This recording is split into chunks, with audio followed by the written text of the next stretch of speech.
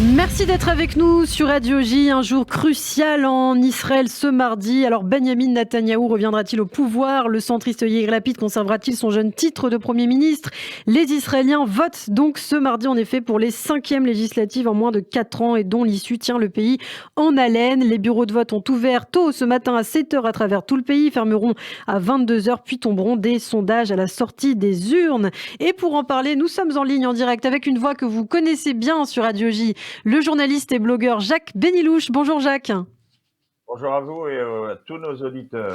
Merci beaucoup d'être... C'est un plaisir de vous retrouver. Oui, plaisir partagé comme d'habitude, Jacques. Et je précise qu'on peut retrouver vos analyses sur votre blog Temps et Contre-temps. Alors, deux grosses têtes, on l'a dit, côte à côte pour ce nouveau scrutin. Benyamin Netanyahou et face à lui, Yair Lapid, Premier ministre de l'État d'Israël depuis le mois de juillet dernier.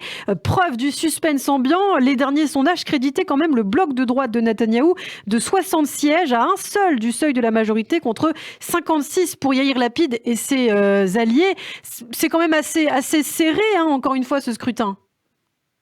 Vous savez, on n'est pas à l'abri de surprises, parce que moi, je ne crois pas beaucoup dans les sondages, parce que si on lit la dernière ligne des sondages, vous verrez qu'il est écrit que 20% des sondés ne se sont pas, disons, décrits. Ils n'ont pas dit pour qui ils allaient voter.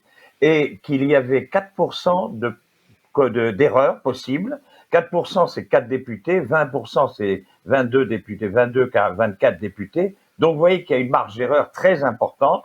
Et c'est pour ça que les sondages se sont toujours trompés. Il y a des gens qui votent à la dernière minute. Vous savez que c'est complètement différent par rapport à la France. C'est que vous avez à l'entrée des bureaux de vote, pas à l'intérieur, mais à l'entrée, vous avez plusieurs tables et chaque parti dispose d'une table où il peut éventuellement, avant l'entrée des électeurs, leur parler, leur conseiller. Et il est très souvent courant qu'un électeur ne sache pas pour qui voter. J'ai fait il y a 2 jours une conférence et j'ai été surpris de m'apercevoir que parmi les 80 personnes, il y avait énormément de gens qui étaient venus sans savoir pour qui ils allaient voter. Donc il faut prendre ces sondages avec des pincettes. C'est d'ailleurs pour ça que les sondages se sont toujours trompés. Je pense qu'un chiffre le plus important qu'il faut comprendre et voir, c'est le chiffre des abstentions. Parce qu'en fonction des abstentions, eh bien, s'il y a trop d'abstentions, c'est la droite qui passe. S'il y a peu d'abstentions, c'est la gauche qui passe. Et donc, il y a ce détail. Et il faut savoir aussi par rapport à la France, qu'il y a un détail important, c'est qu'en Israël, on ne fait pas l'action d'aller s'inscrire sur les listes électorales. Dès que vous êtes israélien, vous êtes automatiquement inscrits sur les listes électorales. Donc certains ont été inscrits, ils ne veulent pas voter, et c'est pour ça que nous avons toujours à peu près 70% de votants en Israël. La dernière élection, 67. Ce n'est pas beaucoup. Et surtout, un des enjeux de ces élections, on s'attend aussi, Jacques, à une percée du groupe sionisme religieux, celui de Smotrich et de Ben Gvir. Ce sera peut-être la surprise aussi de ce scrutin.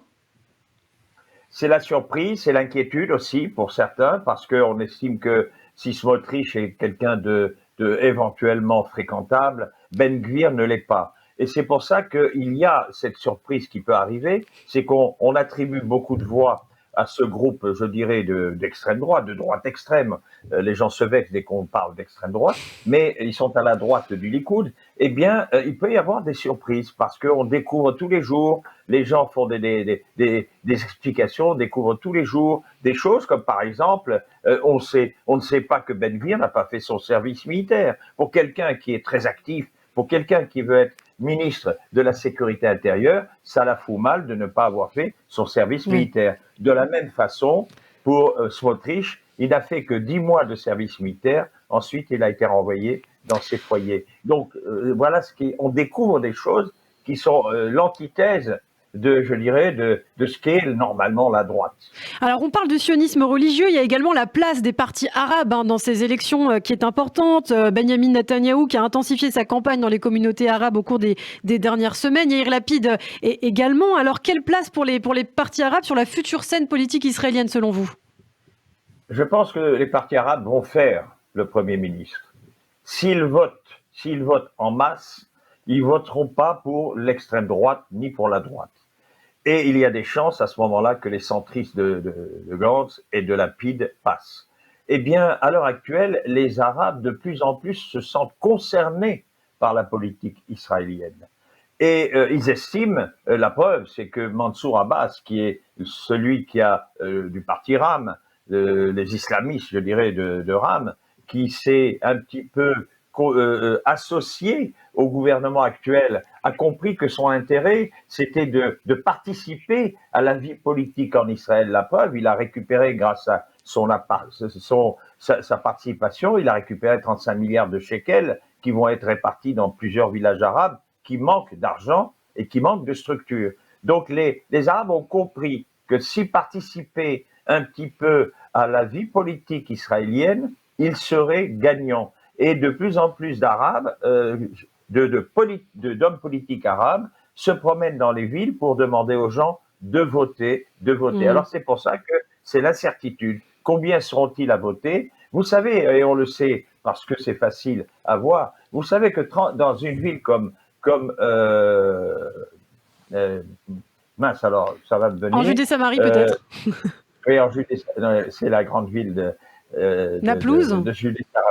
Non, la plus grande est là. Hebron, bon, ville israélienne. Non, ville israélienne, excusez-moi. El-Fahm, excusez-moi. Voilà, dans la ville de El-Fahm, eh bien, les statistiques montrent que 30% des gens de El-Fahm votent pour le Likoud. On pourrait s'étonner comment une ville aussi nationaliste arabe, eh bien, vote pour le Likoud, ce qui prouve qu'il y a beaucoup de choses secrètes et suspectes en Israël. Et alors justement, vous parlez du Likoud. Il existe plusieurs raisons pour lesquelles le vote pour Netanyahou doit être évité. Les raisons sont multiples et factuelles et ne concernent pas sa personne mais son programme. C'est ce que vous avez écrit il y a quelques jours sur votre blog, hein, Jacques Temps et Contretemps. Alors pourquoi il ne faut pas voter selon vous pour Benyamin Netanyahou? Et déjà, il y a une chose, vous qui êtes une femme, vous devez savoir que il y a, et moi je suis un macho, donc j'ai tendance à accepter la condition qu'a décidé le Likoud. Il faut savoir qu'il n'y a que 3 femmes sur les 20 premières places au Likoud, sur les listes du Likoud. Il y a 5 femmes sur les 30 premières places. C'est-à-dire que si le Likoud passe avec 30 voix, 30 sièges, ben, il n'y aura que 5 femmes au gouvernement comme députées. C'est trop peu, c'est pas normal. Il y a des femmes qui sont vraiment de qualité, qui militent et à qui on ne donne pas le droit de pouvoir être député. Donc ça, c'est un argument que vous devez effectivement trouver un peu gênant, que les machos trouvent normal, parce que les femmes, c'est rester à la cuisine et faire la popote. Deuxième chose qui me gêne un petit peu, et ça c'est important, c'est que je pense que nous avons vendu les bijoux de la famille. C'est-à-dire que nous avons vendu les fleurons de l'industrie israélienne. Je vais vous donner 4 cas rapides. On a vendu la chimie israélienne, c'est-à-dire l'usine Hagan, qui est une très grande usine à Ashdod, qui fabrique des produits, des engrais agricoles et des produits chimiques. Ils ont été vendus aux Chinois. Ce qu'ont fait les Chinois, c'est que le lendemain de l'achat, ils ont transmis tous les brevets en Chine. Deuxième aussi problème, nous avons vendu l'industrie alimentaire la plus importante qui avait été créée par la Histadrout, c'est-à-dire Tnuva. Ça fabriquait du lait, ça fabriquait du fromage et ça fabriquait des yaourts. Ce sont donc des éléments importants de la vie israélienne. Eh bien, c'est les Chinois qui ont acheté ça. Nous avons vendu nos ports. Le port de Haïfa a été vendu aux Chinois.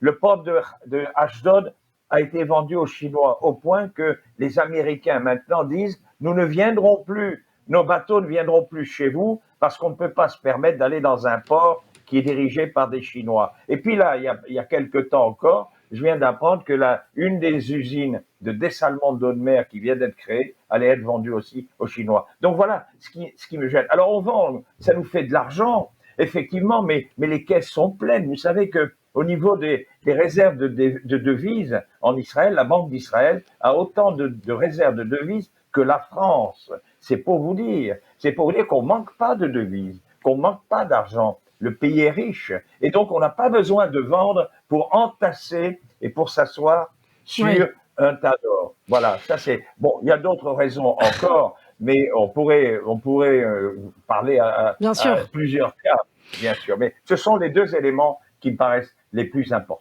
Alors peut-être une dernière question de manière globale, Jacques Benyelouche. Selon un récent sondage en Israël, 39% des Israéliens estiment que les résultats ne reflèteront pas forcément le vote des électeurs. On sait qu'il y a peut-être une forme de lassitude aussi en Israël avec toutes ces élections. Donc on l'a dit, ce seront les 5e législatives en moins de 4 ans, en 3 ans et demi. Trop d'élections tue les élections, Jacques Benyelouche. Comment Israël va s'en sortir ? Eh bien, dans la conférence que j'ai faite, et certains m'ont dit, écoute, nous, on a décidé, nous sommes des anciens de Likoud, nous allons voter Likoud, nous votons jusqu'à présent Likoud, mais je pense qu'il est temps maintenant que nous passions et que nous ayons enfin un gouvernement plus long, et pour cela, il faut faire sauter le bouchon de Netanyahou. Bon, ça, c'est une option, mais on s'aperçoit que beaucoup de gens sont lassés. Ils disent, que faut-il faire pour qu'on arrête ces élections, pour qu'on ait un gouvernement stable? C'est pas possible que tous les ans, on ait à revoter. Vous savez, ça coûte des milliards de voter. Parce que ce qu'on ne sait pas, c'est que quand le jour des élections est un jour férié, c'est pas comme en France où on vote le dimanche, c'est un jour férié et les salaires sont intégralement remboursés par le gouvernement. Donc vous voyez le nombre, 4 millions qui votent, eh bien 4 millions de salaires qui sont payés par l'État. Et donc c'est pour ça que ça coûte de l'argent. Faire des élections, c'est pas donné. Donc les gens disent il est temps que nous arrêtions,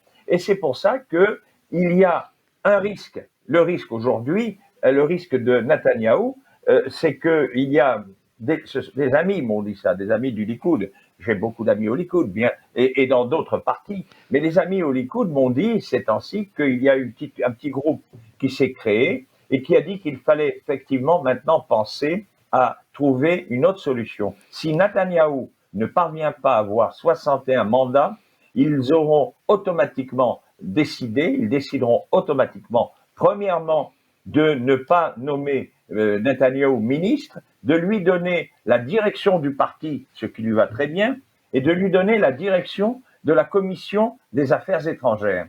Et à partir de là, si Netanyahou n'est pas au gouvernement, eh bien, Lieberman viendra se joindre au Likoud, Gantz viendra se joindre au Likoud, et certains éléments de Lapid viendront se joindre au Likoud. Nous aurons une majorité de 70 députés, et enfin, on pourra avoir un gouvernement qui tienne au moins 2 ans. Eh bien, merci beaucoup en tout cas, Jacques Benyelouche, pour toutes ces précisions. C'était très complet. Donc, les élections, c'est aujourd'hui en Israël et les premiers résultats officiels tomberont jusqu'au décompte final attendu jeudi. Merci beaucoup, Jacques. Et je précise qu'on peut vous retrouver sur votre blog Temps et Contre-temps. À très bientôt.